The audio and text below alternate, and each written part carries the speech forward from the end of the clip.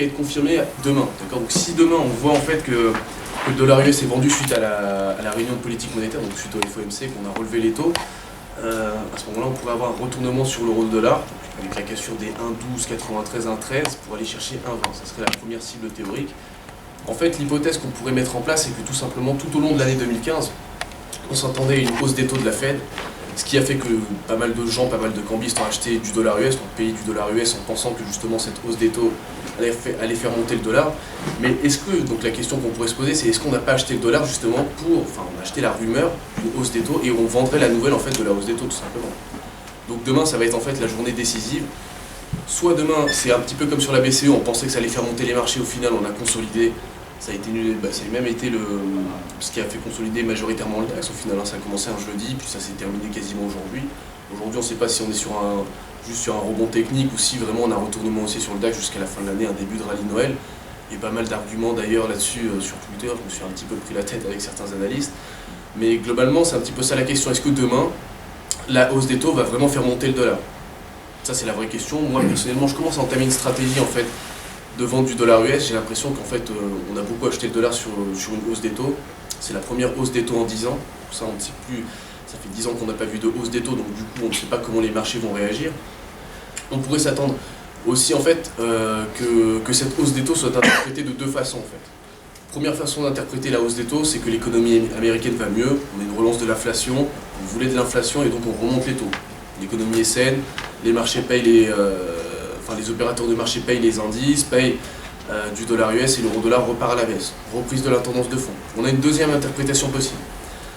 Hausse des taux, trop soudaine, trop vite, alors que l'économie US n'est pas encore, je dirais, vraiment remise en fait de la crise, tout simplement. Vous avez, je dirais, des NSP au mois de septembre qui ont été désastreux, d'accord, personne s'y attendait, on a eu des NSP désastreux, tout le monde a vendu le dollar US en panique. Demain, qui sait la hausse des taux? Alors historiquement, une hausse des taux, c'est jamais bon pour le dollar US.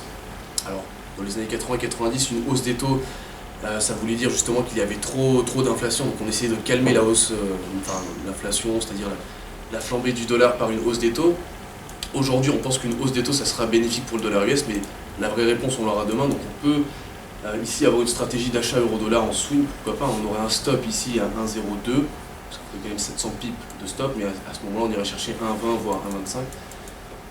1,20, ça serait le premier objectif, même 1,25. Ça, c'est la première stratégie un peu contrarienne, d'accord, pour exploiter la divergence haussière. Mais vous pouvez aussi décider d'attendre juste la cassure des 1,12 pour acheter et viser 1,15 par exemple, ou 1,20. Ça, c'est la première stratégie.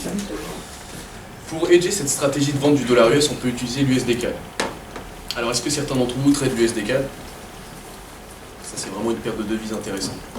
Alors, pourquoi elle est intéressante? C'est parce que c'est le dollar US, déjà, qui est coté contre le dollar canadien. Et le dollar canadien, comme on le sait, il est fortement corrélé au prix des matières premières et notamment du WTI. Donc, quand le WTI consolide, le dollar canadien consolide. Et même si on a un dollar US faible, on a une montée du taux de change USD-CAD. Donc si vous voulez diversifier le risque de votre portefeuille, donc c'est-à-dire être vendeur sur le dollar US mais hedger un petit peu votre portefeuille et votre exposition au dollar US, vous pouvez acheter de l'USD-CAD parce que même si le dollar US consolide, sachant que le dollar canadien est encore plus faible vu que les prix du pétrole et du WTI ne font que dégringoler, notamment ensuite je dirais aux données fondamentales, offre supérieure à demande, vous pouvez tout simplement, même avec un dollar US faible, avoir un USD-CAD haussier, donc ça peut hedger votre risque. Donc l'USD-CAD, globalement, la target, elle est assez élevée, hein. Certains voient même 1,40. C'est vrai qu'un 40 serait plutôt pas mal. Je sais pas comment on fait ce truc là. Bon bref, on va essayer de faire avec. Globalement, la target que j'aimerais sur l'USD-CAD, ça serait 1,40. Alors 1,40, c'est le prochain niveau de résistance majeure. Cette année, on a beaucoup lutté contre les 1,30. Pendant plusieurs jours, on a eu un breakout, pullback, et ensuite on est venu casser les 1,35. 1,40 sera la prochaine target. Alors maintenant, où acheter l'USD-CAD, ça c'est la vraie question. Si je devais acheter de l'USD-CAD, donc là j'en ai acheté déjà, comme je l'ai montré dans les lives, c'était il n'y a pas trop longtemps. Et si je devais racheter de l'USD-CAD, je l'achèterais à ce niveau.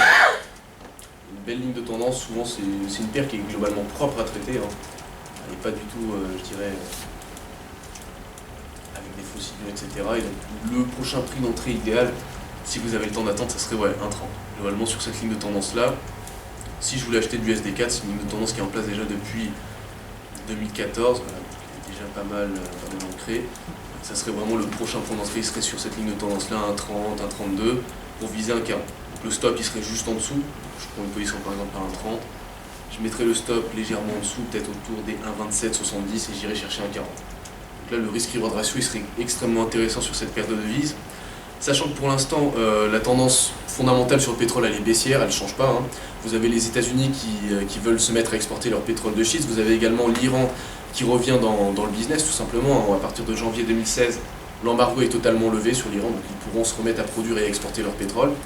Fondamentalement, on a des données assez baissières sur le pétrole, donc le rebond sur les matières premières, pour moi en 2016, il n'est pas encore acquis, d'accord, même si on commence à parler de rebond sur le pétrole. Il y aura effectivement peut-être un rebond, mais un rebond technique qui sera propice à être shorté tant que les conditions fondamentales ne changeront pas.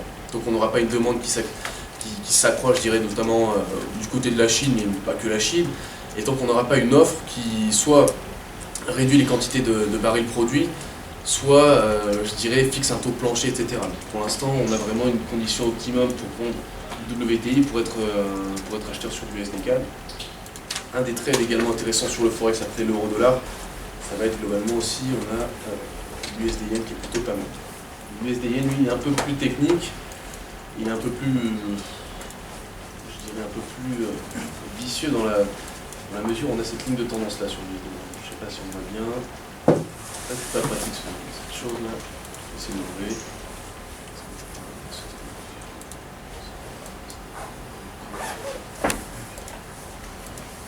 Bon, on est 7%. Globalement, l'USD Yen, on a une ligne de tendance ici. Ça, ce serait la ligne de tendance qu'on surveille. Ce qui est également intéressant de noter sur l'USD Yen, c'est ceci. C'est dommage qu'on n'a pas plus d'historique ici. Globalement, vous avez en fait ici ceci. On est sur ce niveau-là. En fait, on ne voit pas sur le graphique, mais c'est un niveau déjà qui existe depuis un moment, qui est plutôt clé. Je crois que c'était 2007, il me semble. Et ici, on a ce deuxième niveau.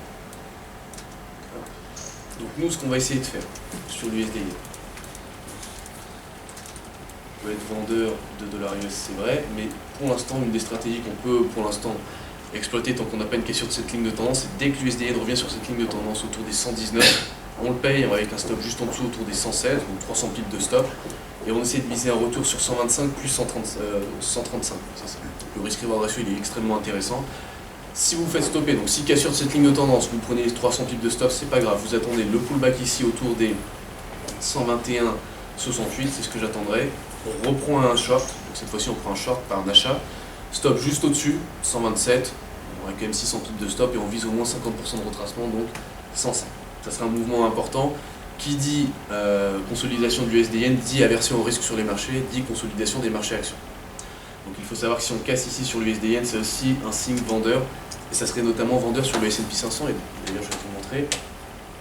Là aussi il y a pas mal de débats en ce moment, tout le monde se demande si on n'est pas justement sur une configuration en bear market sur le S&P 500, si on ne va pas consolider, et puis effectivement c'est une question qui est intéressante, car on constate quand même que cette année au final on a pas mal stagné sur le S&P 500. Si certains d'entre vous l'ont tradé, ça a été une année assez pourrie au final, je pense qu'on s'en tire avec un plus, pas grand chose.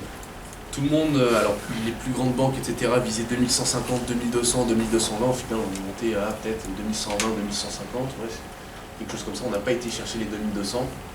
Et l'année prochaine, d'ailleurs, si on a une hausse des taux, on aura un arbitrage qui se fera. D'accord, on aura un arbitrage qui se fera. Pourquoi? Parce qu'une hausse des taux, si cette fois c'est bullish pour le dollar US et c'est pas bearish pour le dollar US comme la stratégie spéculative qu'on essaie de mettre en place. Si c'est bullish pour le dollar US, ça voudrait dire que les actions européennes coûteraient moins cher aux gérants à acheter tout simplement, et donc on pourrait très bien avoir une hausse des marchés actions européens au détriment justement des marchés actions américains qui ont été payés déjà depuis, regardez, il suffit de dézoomer un peu ce graphique, depuis quelques années, depuis 2012, depuis même la crise, depuis 2011. Voilà, ça c'est les marchés actions américains qui ont été largement payés, les marchés actions européens qui ont été largement sous-pondérés, délaissés. Cette année on a l'impression déjà que c'est l'inverse, que les opérateurs de marché commencent à payer des actions européennes car elles étaient plutôt à bon prix, et on pourrait très bien avoir une poursuite de cette tendance l'année prochaine si justement demain la hausse des taux sera plutôt bullish pour le dollar américain. Donc ça c'est encore une fois un dossier à suivre. Je vais vous mettre un graphique du WTI. Voilà, ça c'est important aussi. Alors pourquoi certains voient ici éventuellement un rebond des matières premières? Je trouve que c'est un peu tôt. Il faut savoir que le WTI, plus qu'un actif technique, c'est plutôt un actif qui est régi par les fondamentaux. Donc l'erreur en fait principale qu'on pourrait faire sur le WTI, c'est de le traîner en fait comme du forex. On voit une divergence, on paye la divergence. Sauf que si vous avez déjà essayé l'analyse technique en fait sur les matières premières, le gold, le WTI, vous vous rendez compte que c'est totalement biaisé, que ça ne marche pas. Pourquoi? Parce qu'en fait, c'est des actifs qui sont soumis fortement aux fondamentaux et aux lois de l'offre et de la demande. Pour l'instant, on a un fondamental qui est baissier, donc il ne faut pas se casser la tête. En fait. Il faut tout simplement chercher à shorter le WTI sur les belles lignes de tendance. On en a eu une ici. C'est pas évident sur ce graphique de tracer quelque chose, mais je vais essayer quand même. Un premier prix intéressant, c'est celui-là. Ceci, donc on aurait un premier prix intéressant autour de. Je suis pas sur le bon WTI. Comment ça s'appelle? Je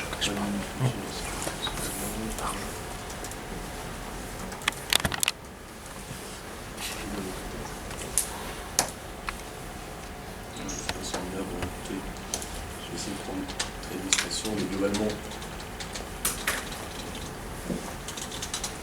j'avais un prix qui était plutôt intéressant sur le WTI, mais il était assez élevé. J'avais pris mes graphiques en données mensuelles, il était autour de $70 ou quelque chose comme ça, donc c'était assez élevé. Mais on ne va pas aller voilà. On va aller jusque-là. Voilà. C'était un petite plateforme.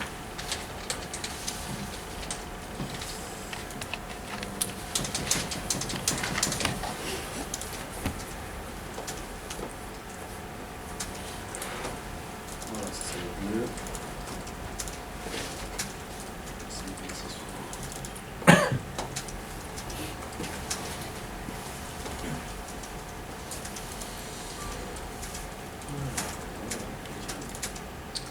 Donc, on va reprendre, et là on va parce que ici,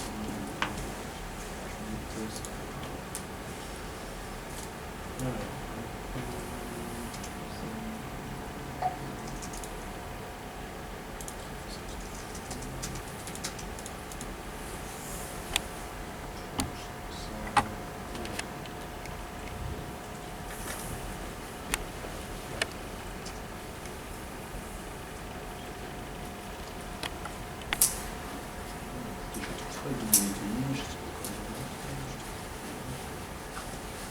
Bon, ok, on va faire ça.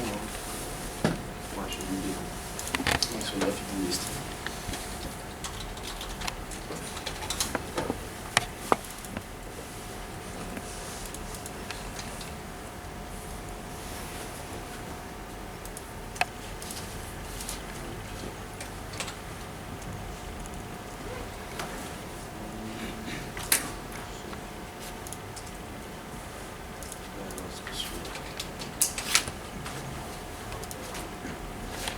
Ouais, bon écoutez, je n'ai pas trouvé un graphique du WTI, donc je pense que c'est le destin qui ne veut pas qu'on l'analyse, tant pis.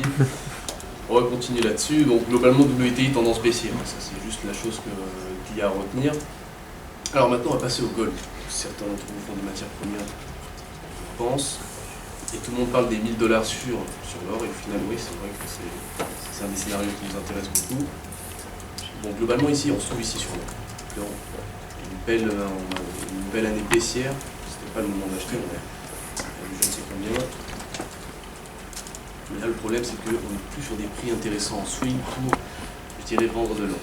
On n'est plus sur des prix intéressants, donc il faudrait vraiment attendre un rebond, ça serait vraiment le scénario qu'on privilégierait. Et d'ailleurs une des lignes de tendance que vous pouvez éventuellement shorter, donc si vous voulez faire du swing même de l'intraday, si vous voulez avoir un bon prix d'entrée, je pense qu'il serait à peu près ici. Alors, hop.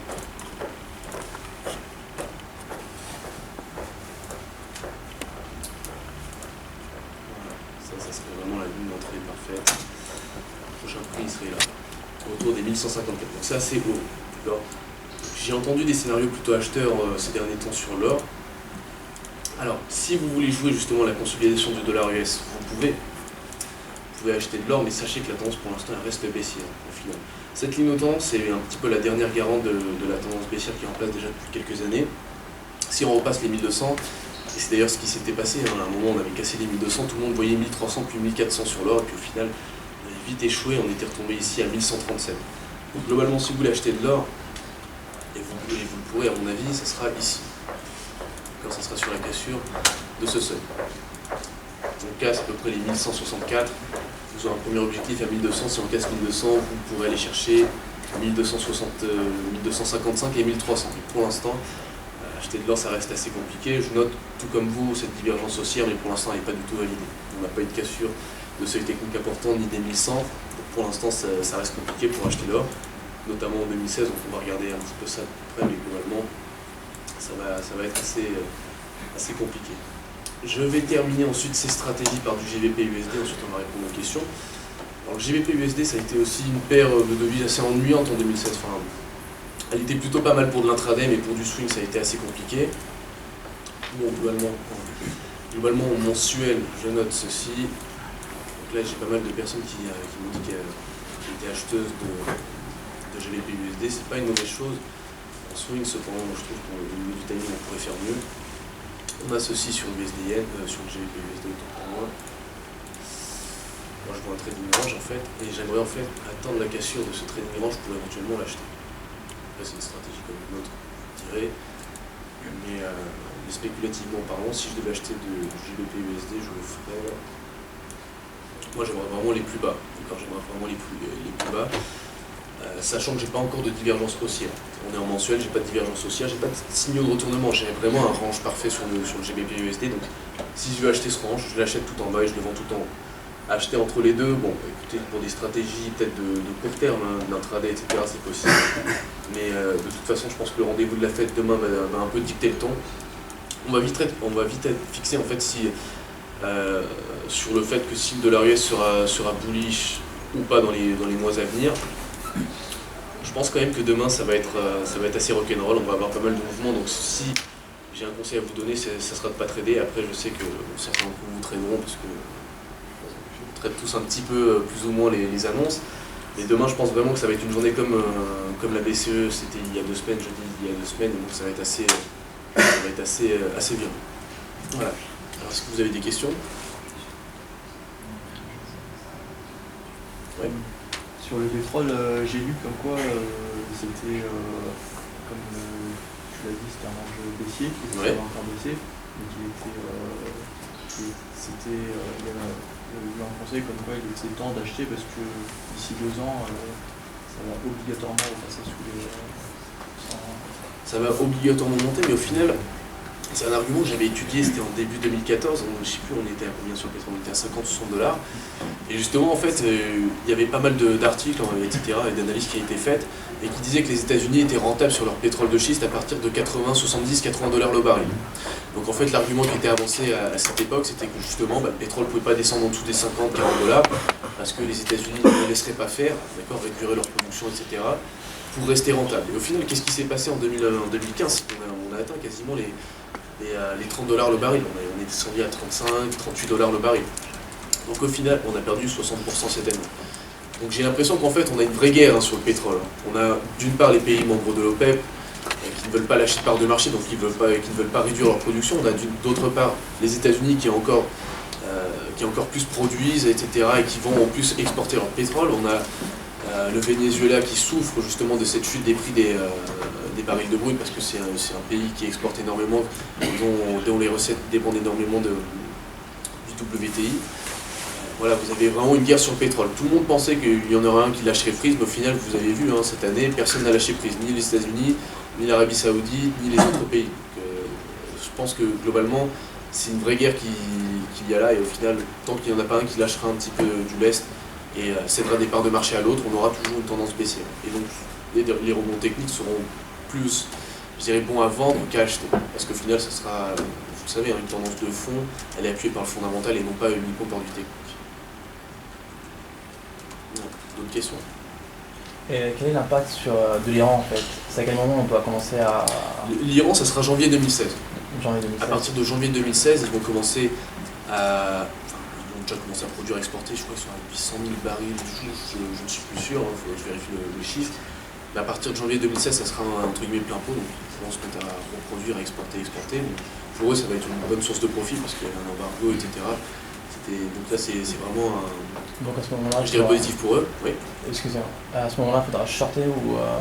Qui dit moi, plus je de pense- production dit plus Voilà. d'offres, demande constante, Voilà. chute des prix. Après, encore une fois, hein, on peut avoir une augmentation de la production, mais si la demande augmente proportionnellement, voire plus, est beaucoup plus importante, on aura du coup une demande plus importante que l'offre. À ce moment-là, on pourra avoir de vraies conditions fondamentales pour une remontée des prix du pétrole. D'accord. Donc il va falloir surveiller l'offre, donc c'est ce qu'on surveille beaucoup, mais surtout la demande aussi. Comment ça se passe en Chine, etc. Mais il n'y a pas que la Chine aussi. Il y a des pays, donc on va devoir surveiller un petit peu tout ça, la situation des pays émergents en général. D'accord, merci. Les prix du pétrole aussi semblent être baissiers, peut-être pour des raisons géopolitiques, parce que Il y a la à guerre en cause Ukraine. par exemple, ne serait-ce que la COP21, on veut absolument faire des pressions sur l'Arabie Saoudite, et ces pressions vont sans doute continuer pour d'autres raisons géopolitiques de la région. Donc c'est bien possible que ce soit des prix un peu artificiellement baissés. Et ça puisse durer tant que cette situation... Il y a deux stratégies, il y a plusieurs hypothèses. Et d'ailleurs, il y a une des hypothèses qui est qu'en fait, l'Arabie Saoudite voudrait, en fait, si vous voulez, sortir les Américains et justement vraiment les blesser au niveau des prix du pétrole, parce qu'ils sont rentables ils sont rentables à 70-80 $ le baril, et donc plus les prix baissent, plus eux ils sont déficitaires. Là, ils sont inquiets. Là, ils sont très inquiets. Vous Très imaginez un baril à 40 $, et eux ils produisent à 80 $, ils sont totalement en danger. Sachant que l'Arabie Saoudite, eux ils produisent du pétrole pour 20 $ le baril, il me semble. Donc, eux ils sont encore bons. À 40 $ le baril, bon, ils vendent leur baril 2 fois plus cher. Ils sont prêts à leur propre jeu, effectivement. L'Arabie Saoudite a de la marge de manœuvre. Les États-Unis en ont pas, mais ils ne veulent pas lâcher. Donc c'est vraiment une guerre. On va voir qui lâchera le premier. Ouais, c'est ça. C'est pas... Ça va être le dossier explosif de 2016, je pense. C'est pas forcément lié à l'offre et la demande, c'est lié à tout ça en même temps. L'offre et la demande, si, quand même. Parce qu'au final, c'est un petit peu ça. Parce que, regardez, on peut très bien avoir, je dis, des cours du baril, même à 30 $ le baril. Si on a une explosion de la demande en Chine, je ne sais pas pourquoi, un miracle, etc. Bien sûr. Voilà, ça sera plutôt positif et du coup, les gens commenceront à spéculer sur une hausse du pétrole, surtout que tout le monde voudrait que ça augmente, tout le monde commence à banquer des positions swing. Merci. Est-ce qu'on peut calculer les risques d'une bulle spéculative? Est-ce qu'on peut calculer les risques Oui. d'une bulle spéculative? Puisque vu que c'est beaucoup de spéculation au final, est-ce qu'on peut calculer les risques et justement traiter en fonction de ces risques? Alors qu'est-ce que vous appelez détailler un peu avec Parce que là, ça joue finalement en fonction de beaucoup de facteurs. Et est-ce qu'on peut justement... Est-ce que vous voulez dire, est-ce qu'on peut quantifier les risques de chaque chose? Est-ce qu'on peut les quantifier par exemple? Oui, vous faites un modèle mathématique et ensuite vous, alors il y a... Non mais vraiment, il y a vraiment des... Rien que dans le CRPM, il me semble, je ne sais plus, hein, vous pouvez donner en fait une pondération à votre risque. Vous avez différents risques. Vous donnez une pondération à chaque risque et en fonction de ça, vous avez le nombre de... bêta ou je ne sais plus quoi. Mais globalement, oui, si vous faites un modèle mathématique, vous pouvez mettre, je sais pas, par exemple, vous allouez 20% d'importance au risque géopolitique, je ne sais pas, au risque d'une guerre, 30% à ceci, 10% à cela, etc. Et puis vous avez ça. Vous pouvez le faire, voilà. Après, je ne sais pas si c'est la façon la plus adaptée pour trader, mais vous pouvez le faire. D'autres questions? En fait, je comprends pas très bien comment, en fait, dans un contexte de relèvement des taux, on peut envisager une stratégie haussière sur l'euro-dollar, en fait. Est-ce que tu peux me réexpliquer? Alors, je vais réexpliquer. C'est la stratégie la plus contrarienne que j'ai. C'est la seule.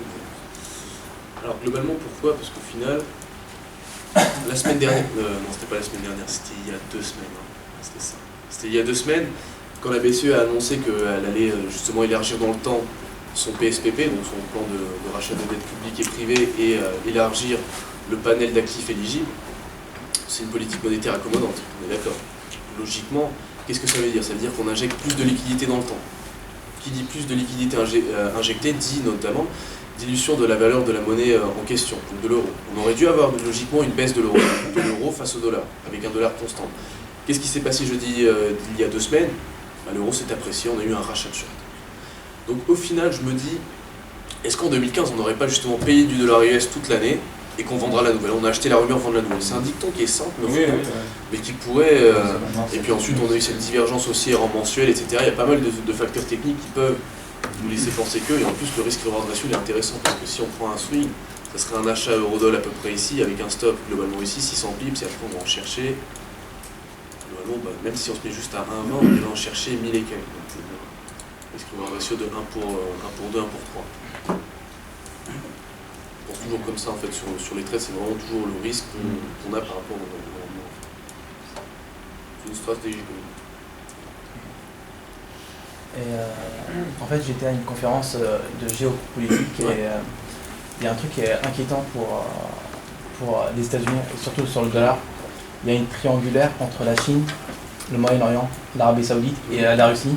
Ils commencent en fait à se payer les transactions en or. En or. Avec les réserves d'or. Ouais. Et c'est pas. Et je ne sais pas si vous êtes au pour, courant, mais la Chine a annoncé que son yuan va désormais coter contre différentes devises. Donc avant c'était uniquement contre le dollar que le yuan était fixé, donc la valeur du yuan. C'est pour ça qu'on a dévalué, c'était l'USD-CNH qui avait pas mal de choses. Maintenant il y aura également l'euro, etc. Pas mal de devises. C'est en vigueur à partir de. Alors, je crois que c'est janvier. Par contre, le yuan, j'ai pas très confiance. C'est hyper volatile. J'étais en Chine. Oui, forcément, c'est la PBOC qui fixe arbitrairement la valeur de son yuan. Hein. C'est incroyable.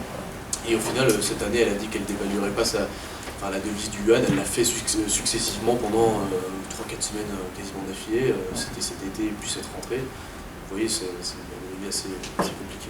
Quand j'étais en Chine, en 3 mois, c'est passé de 11 yuan, enfin 1 euro, ça valait 11 yuan. Et c'est descendu à 6 yuan. Ouais. Ça faisait peur quand même. Ouais. Bah, ça, c'est le risque. Donc là, vous conseillez quoi? De ne pas investir avec De des l'USD, terres, par exemple de l'USD du yuan. voilà. Genre, Sachant que, allez, c'est pas un grand on va risque prendre le temps. Il y a 2 types de stratégies là-dessus en fait. Mais c'est vrai que sur des valeurs un peu. C'est pas forcément illiquide comme valeur, hein, mais c'est un marché assez manipulé au final. Voilà, c'est ça. Là-dessus, on fera pas d'intraday, on fera uniquement du swing, du suivi de tendance. Et on va regarder quoi? On va regarder que c'est juste la direction. On va regarder que c'est haussier. On va regarder les politiques monétaires. Là, il faut vraiment regarder comment ça va se comporter avec la Fed demain. Si vraiment la hausse des taux va être bullish ou bearish sur le dollar, mais si elle est bullish, on va dire qu'elle est bullish, qu'au final il n'y a pas d'acheter rumeur vendre la nouvelle, ce scénario on le met à la poubelle. On a vraiment une appréciation du dollar face à toutes les paires de devises, notamment au yuan.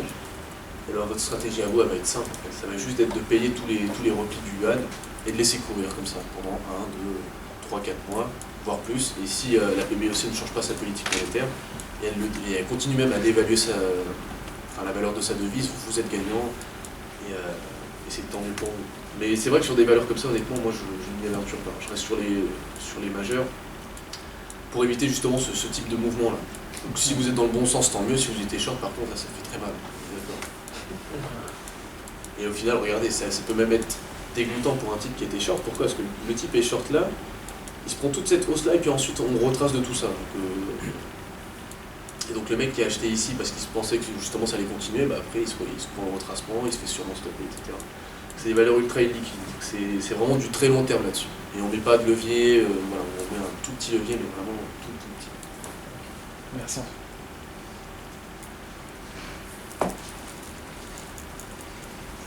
Du coup, pareil, tu l'as un peu abordé succinctement, les marchés US equity dans un contexte de relèvement taux baissent sur 2016. Ça c'est le consensus, d'accord, ça c'est le consensus qui a avancé. Et c'est un consensus qui n'est pas totalement à mettre à la poubelle au final, parce que, on va reprendre le graphique de.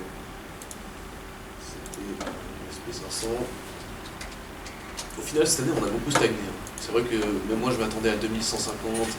Je dis même parce qu'au final, l'année dernière, ça a été plutôt aussi sur les SP500 sur le Dow Jones, si vous avez suivi. Du coup, tout le monde était un peu dans l'euphorie. Voilà, les marchés US plutôt boum, on achète. Cette année, ça a été véritablement la fin de tout ça. Et c'est vrai que c'est pas, si on prend le graphique mensuel, c'est pas totalement inenvisageable. On a ceci là, ce type de configuration fait plus penser à ce type de configuration là que ce type de configuration là aussi. Je pense qu'on est d'accord. On a vraiment ceci. Bon, après, on dirait qu'ici on a quand même eu des corrections, ça a monté. Si je devais privilégier un achat sur le SP500, ce serait question de 2100. En swing, je viserais 2200. Voilà. Pour l'instant, je ne suis pas du tout acheteur de SP500, je ne suis pas du tout acheteur de Dow Jones. Je privilégie pour 2016 les marchés actions européens, DAX et CAC, qui à mon avis sont plutôt à bon prix pour les investisseurs étrangers, notamment ceux ceux qui disposent de dollars. Et les émergents, je sous-pondérerais légèrement parce qu'on a pas mal d'incertitudes en ce moment. Cette année, les émergents, le MSCI a pas mal souffert, on se reprend depuis ces derniers temps, mais je privilégierais vraiment les actions européennes en 2016.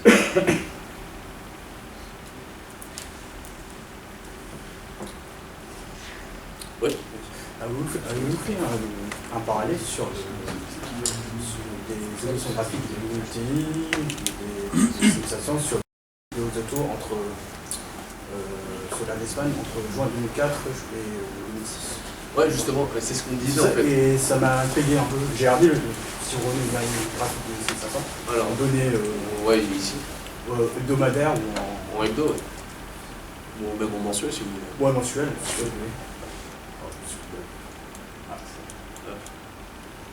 Là, ça m'a intrigué. Je l'ai vu, mais...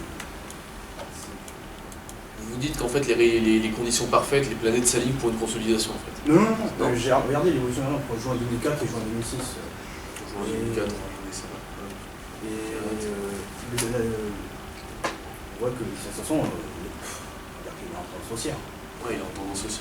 Donc vous seriez plutôt bullish sur le SP500 l'année prochaine, avec une hausse des taux? Non, mais... Non, c'est un scénario. Avec modération, évidemment. De toute façon, vous direz que la tendance de fond sur après, sur 50 ans elle est haussière, donc voilà. on s'y retrouve toujours, hein, mais... Non, mais c'est vrai, c'est un scénario. Moi je serais plutôt neutre, hein. Moi je ne ferais pas ça en 2016 honnêtement. Oui, je sais, mais à part si je vois vraiment un gros signal d'achat et une grosse cassure ici, mais sinon... de toute façon ça va être demain, la vraie échéance, demain on sera fixé. Sauf une bascule entre le plus bas de 2009 et le plus haut précédent. Ouais. Le plus haut précédent, ouais. c'était là. Voilà. Ça nous fait combien de points ça nous fait? Ça nous fait beaucoup de points. 700, ça fait 800 points. On était à 1500, on a descendu ici. Bon, après on a eu la crise aussi, hein. On a eu un beau catalyseur à la baisse. Hein. Ouais, 1000 points, quasiment 900 points. 900 points. Et alors si on rajoute 900 au 1500, ça nous fait 2004. 2004. Ah oui, vous avez calculé le but de la historique. Quelque chose comme ça. Ouais. Sauf risque exogène, oui, pour l'instant, on est dans une tendance haussière, mais on temporise beaucoup ici. Mais qui sait, une hausse des taux demain, ça peut très bien être comme une BCE il y a 2 semaines. Hein. La BCE il y a 2 semaines, elle était accommodante, mais pas aussi accommodante qu'on l'attendait. Au final, ça n'a pas été bon pour les marchés actions. Demain, si au lieu de relever de 25 points de base les taux, on les relève de 5 points de base, bah, ce sera la même chose. On aura certes une hausse des taux, mais pas aussi importante que ce qu'on en attendait. Et donc, du coup, bah, les marchés seraient déçus. Donc ça serait un point à surveiller. Merci beaucoup. De rien. Merci à vous.